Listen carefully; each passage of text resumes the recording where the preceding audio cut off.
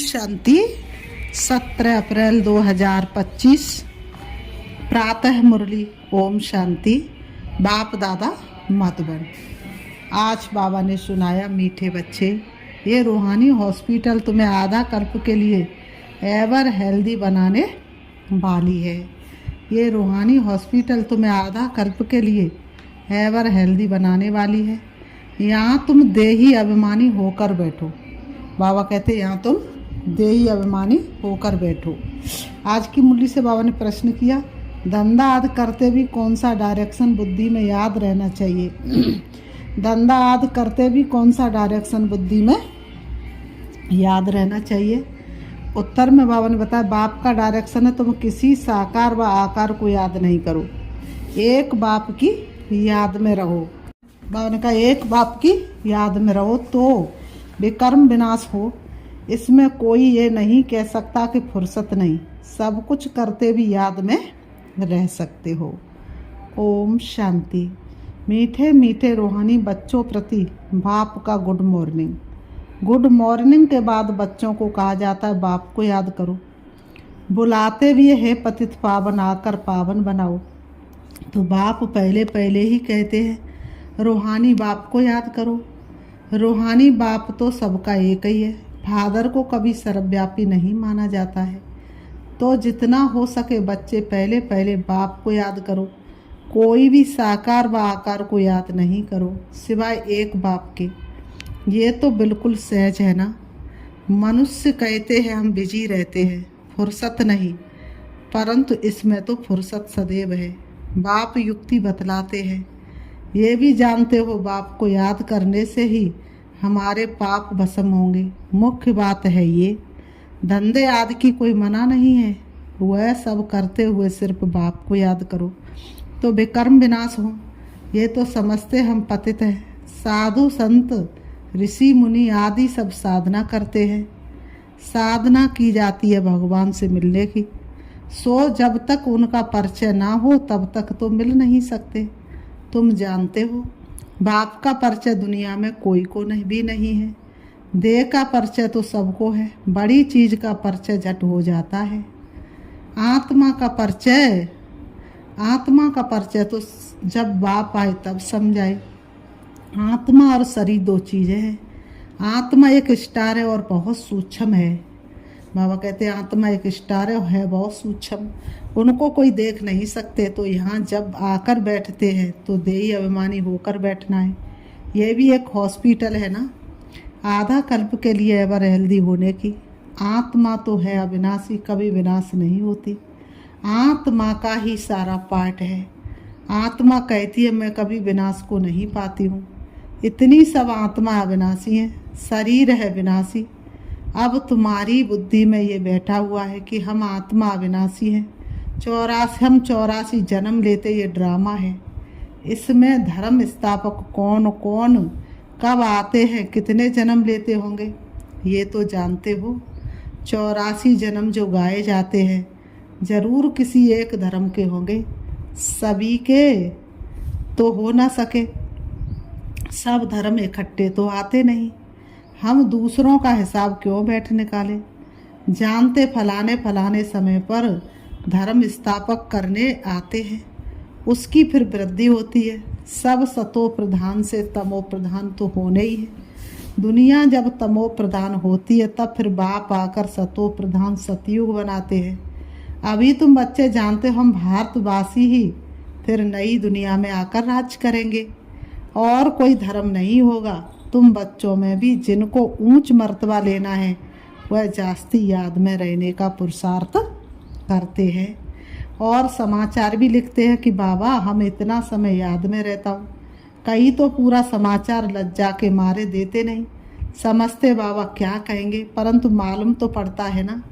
School में teacher students को कहेंगे ना कि तुम अगर पढ़ेंगे नहीं तो फेल हो जाएंगे।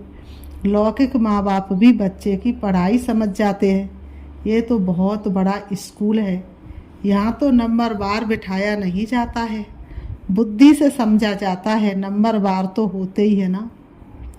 अब बाबा अच्छे अच्छे बच्चों को कहाँ भेज देते हैं, वह फिर चले जाते दूसरों तो दूसरे लिखते हमको महारती चाहिए, तो ज़रूर समझते हुए हमसे होशियार नामी ग्रामी है। नंबरवार तो होते हैं ना, प्रदर्शनी में भी अनेक प्रकार के आते हैं, तो गाइडस भी खड़े रहने चाहिए। जांच करने के लिए रिसीव करने वाले तो जानते हैं ये किस प्रकार का आदमी है, तो उनको फिर इशारा करना चाहिए कि इनको तुम समझाओ। तुम भी समझ सकते हो, first grade, second grade, third grade सब है, वहाँ तो सबकी सर्विस करनी ही है। कोई बड़ा आदमी है तो ज़रूर बड़े आदमी की खातिरी तो सब करते ही।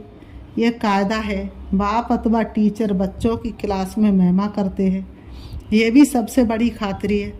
नाम निकालने वाले बच्चों की महिमा अथवा खातिरी की जाती है, ये फलाना धनवान है, रिलीजियस माइंडेड है, ये भी खातिरी है ना। अब तुम ये जानते हो ऊंचे तो ऊंचे भगवान हैं, कहते भी हैं बरोबर ऊंचे तो ऊंचे है। बाबा ने कहा कहते भी है बरोबर ऊंचे तो ऊंचे है, तो बाबा ने कहा ऊंचे भगवान की महिमा भी ऊंचे है, कहते भी हैं ऊंचे तो ऊंचे है। बाबा ने कहा, तो बाबा कहते परंतु फिर बोलो उनकी बायोग्राफी बताओ, तो कह देंगे बायोग्राफी में क्या कह देंगे, वह तो सर्वव्यापी है, बस एकदम नीचे कर देते हैं। सर्वव्यापी तो फिर महिमा खत्म हो जाती। अब तुम समझा सकते हो सबसे ऊंचे तो ऊंचे है भगवान, वह है मूल वतन वासी, इसलिए कहते ब्रह्मलोक का रहने वाला, आया है देने को ज्ञान। सूक्ष्म वतन में है देवताएं, यहाँ रहते हैं मनुष्य, तो ऊंचे तो ऊंचे भगवान हुआ निराकार ठहरा। बाबा ने कहा ऊंचे तो ऊंचा भगवान देहधारी तो हो नहीं सकता, देहधारी होगा तो फिर सुख दुख और जन्म मरण में आएगा, तो ऊंचे तो ऊंचे भगवान वो निराकार है, परम धाम का रहने वाला है। अभी तुम जानते हो हम जो हीरे मिसल थे सो फिर कौड़ी मिसल बन पड़े हैं, फिर भगवान को अपने से भी जास्ती नीचे ले गए हैं, है ना। खुद तो 84 लाख योनियों में गए, भगवान को तो कड़कड़ में ही बता दिया, पहचानते ही नहीं है। तुम भारतवासियों को ही पहचान मिलती है, फिर पहचान कम हो जाती है। अभी तुम बाप की पहचान सबको देते जाते हो, ढेरों को बाप की पहचान मिलेगी। तुम्हारा मुख्य चित्र है ही ये त्रिमूर्ति गोला झाड़, इनमें कितनी रोशनी है। ये तो कोई भी कहेंगे ये लक्ष्मी नारायण सतयुग के मालिक थे। ये लक्ष्मी नारायण कौन थे? सतयुग के मालिक थे। अच्छा, सतयुग के आगे क्या था ये भी अभी तुम जानते हो। अभी है कलयुग का अंत और है भी प्रजा पर राज्य। अभी राजाई तो है नहीं, कितना फर्क है। मैंने कहा अभी कहीं पर भी किसी तरफ राजाई है नहीं, कितना फर्क है। सतयुग के आदि में राजाएं थे और अभी कलयुग में भी राजाएं हैं। भले कोई वह पावर नहीं है, परंतु कोई पैसा देकर भी टाइटल ले लेते हैं। महाराजा तो कोई है नहीं, टाइटल खरीद कर लेते, जैसे पटियाला का महाराजा, जोधपुर बीकानेर का महाराजा। नाम तो लेते हैं ना, ये नाम अविनाशी चलाता है। पहले पवित्र महाराजा थे, अभी है पवित्र राजा महाराजा अक्षर चलाता है। इन लक्ष्मी नारायण के लिए कहेंगे ये सतयुग के मालिक थे। किसने राज्य लिया? अभी तुम जानते हो राजाई की स्थापना कैसे होती है। बाप कहते मैं तुमको अभी पढ़ाता हूँ 21 जन्मों के लिए, वह तो पढ़कर इसी जन्म में ही बैरिस्टर आदि बनते हैं। तुम अभी पढ़कर भविष्य महाराजा महारानी बनते हो। ड्रामा प्लान अनुसार नई दुनिया की स्थापना हो रही है।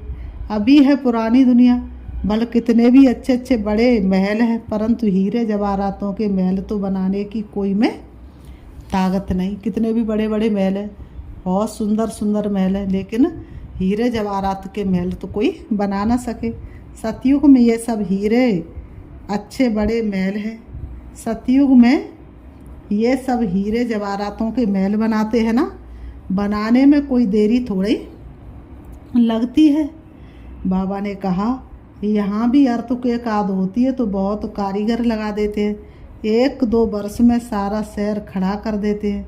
नई दिल्ली बनाने में करके 8-10 वर्ष लगे, परंतु यहाँ के लेबर और वहाँ के लेबर्स में तो फर्क रहता है ना। आजकल नई नई इन्वेंशन भी निकालते रहते हैं। मकान बनाने की साइंस का भी जोर है, सब कुछ तैयार मिलता है। झट फ्लैट तैयार, बहुत जल्दी जल्दी बनने हैं। तो ये सब वहाँ काम में तो आते हैं ना। मैंने कहा ये जो साइंस है ये भी वहाँ काम में आती, लेकिन यहाँ पर साइंस सुख भी पहुँचाती है तो दुख भी, लेकिन वहाँ साइंस रिफाइन हो जाती है। ये सब साथ चलने संस्कार तो रहते हैं ना, ये साइंस के संस्कार भी चलेंगे। तो अब बाप बच्चों को समझाते हैं, तो बाप सब बच्चों को समझाते रहते हैं, पावन बनना है तो बाप को याद करो। बाप भी गुड मॉर्निंग कर फिर शिक्षा देते हैं, बच्चे बाप की याद में बैठे हो, चलते फिरते बाप को याद करो, क्योंकि जन्म जन्मांतर का सिर पर बोझ है। सीढ़ी उतरते उतरते 84 जन्म लेते हैं, अभी फिर एक जन्म में चढ़ती कला होती है।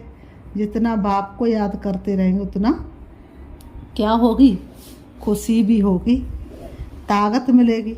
बहुत बच्चे हैं जिनको आगे नंबर में रखा जाता है, परंतु याद में बिल्कुल रहते नहीं।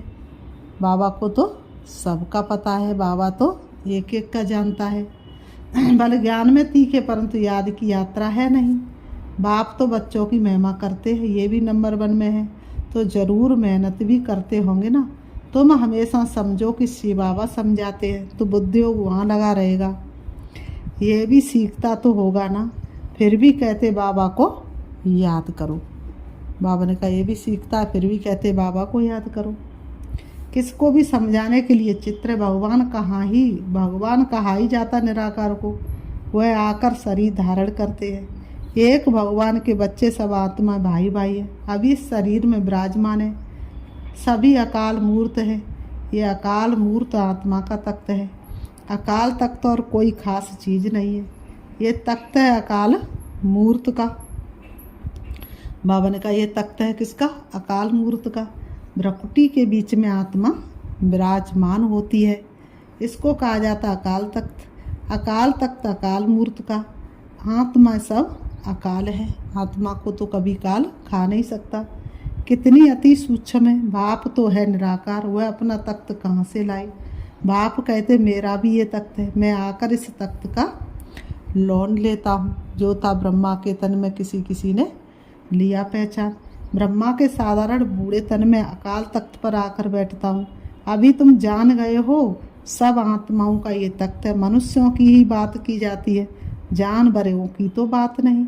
पहले जो मनुष्य जानवर से भी बदतर बन गए हैं वह तो सुधरे, आज मनुष्य क्या बन गए, जानवरों से भी बदतर। हमने कहा जानवर कम से कम बीड़ी तंबाकू शराब तो नहीं पीते हैं, और जानवर किसी का मर्डर तो नहीं करते हैं। तो आज तो मनुष्य जानवरों से भी बदतर है। कोई जानवर की बात पूछे, बोलो पहले अपना तो सुधार करो। सतयुग में तो जानवर भी बड़े अच्छे फर्स्ट क्लास होंगे, किचड़ा आदि कुछ भी नहीं होगा।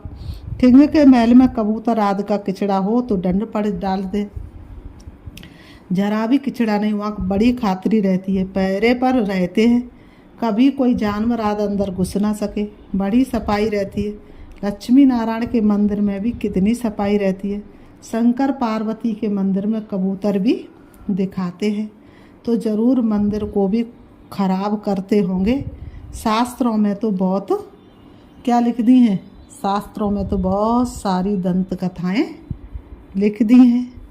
बाबा कहते अभी बाप बच्चों को समझाते हैं, उनमें भी थोड़े जो धारण कर सकते हैं, बाकी तो कुछ भी नहीं समझते। बाप बच्चों को कितना प्यार से समझाते, बच्चे बहुत बहुत मीठे बनो, मुख से सदैव रतन निकलते रहे। तुम क्या हो, बाबा तुमको क्या बताते, रूप और बसंत।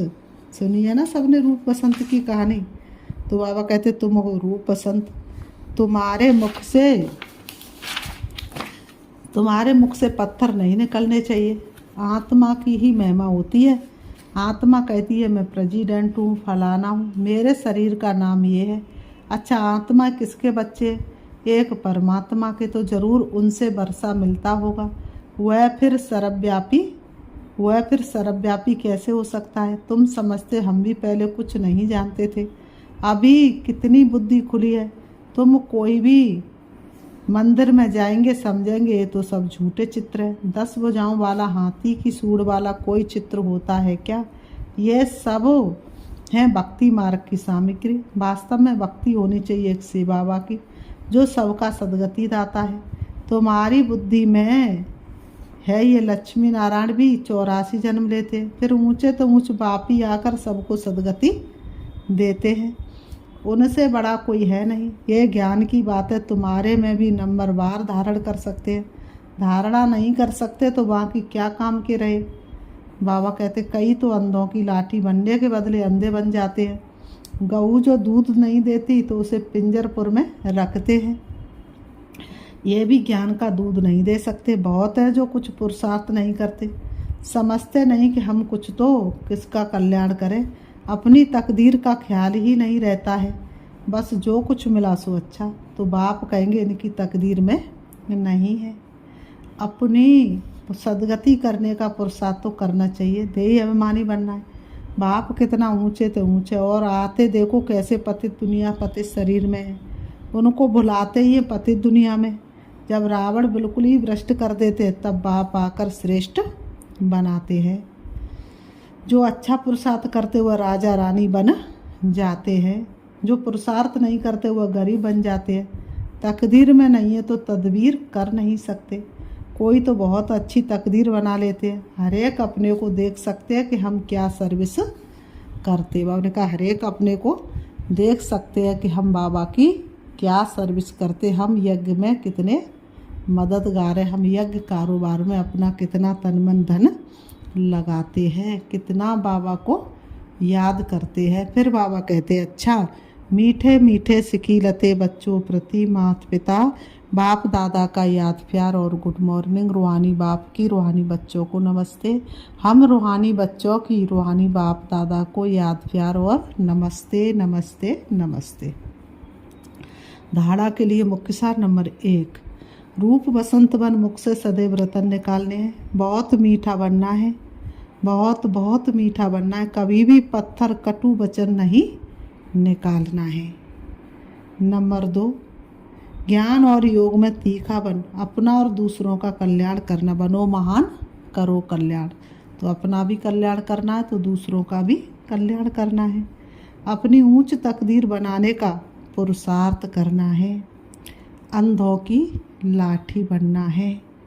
अंधों की क्या बनना है? लाठी बनना है। आज की मुरली से बाबा ने वरदान दिया, स्मृति स्वरूप का तिलक धारण करने वाले संपूर्ण विजयी भव। स्मृति स्वरूप का तिलक धारण करने वाले संपूर्ण विजयी भव। स्पष्टीकरण, स्वयं की स्मृति, बाप की स्मृति और ड्रामा के नॉलेज की स्मृति। इन्हीं 3 स्मृतियों में सारे ज्ञान का विस्तार समाया हुआ है। नॉलेज के वृक्ष की ये 3 स्मृतियाँ हैं। जैसे वृक्ष का पहले बीज होता है, विस्तार समाया, बाबा ने कहा उस बीज द्वारा 2 पत्ते निकलते, फिर वृक्ष का विस्तार होता है। ऐसे मुख्य है बीज बाप की स्मृति, फिर 2 पत्ते अर्थात आत्मा और ड्रामा की सारी नॉलेज। बाबा ने कहा फिर 2 पत्ते कौन? बाप और ड्रामा की सारी नॉलेज। बाप की भी सारी नॉलेज और ड्रामा की भी सारी नॉलेज। और जिसको ड्रामा की नॉलेज होती है वह कभी फेल नहीं होता है। बाबा ने कहा इन 3 स्मृतियों को धारण करने वाले स्मृति भव संपूर्ण विजयी भव के वरदानी बन जाते हैं। इन 3 स्मृतियों को धारण करने वाले स्मृति भव संपूर्ण विजयी भव के वरदानी बन जाते हैं। आज की मुरली से स्लोगन है, प्राप्तियों को सदा सामने रखो तो कमजोरियां सहज समाप्त हो जाएंगी। प्राप्तियों को सदा सामने रखो तो कमजोरियां सहज समाप्त हो जाएंगी। अव्यक्त इशारे, कमांड रूप की स्मृति से सदा विजयी बनो। कमांड रूप की स्मृति से सदा विजयी बनो। संगम युग पर ब्रह्मा कुमार ब्रह्मा कुमारी अकेले नहीं हो सकते। सिर्फ बाप के साथ का अनुभव, कमांडपन का अनुभव इमर्ज करो। बाप के साथ का अनुभव, कमांडपन का अनुभव इमर्ज करो। ऐसे नहीं कि बाप तो है ही मेरा, साथ है ही नहीं, साथ का प्रैक्टिकल अनुभव इमर्ज हो तो ये माया का बार बार नहीं होगा। माया हार खा लेगी। सिर्फ घबराओ नहीं क्या हो गया, हिम्मत रखो। बाबा ने कहा घबराओ नहीं, क्या हो गया, हिम्मत रखो, हिम्मत रखो, बाप के साथ को स्मृति में रखो तो विजय आपका जन्मसिद्ध अधिकार है। अच्छा, ओम शांति, ओम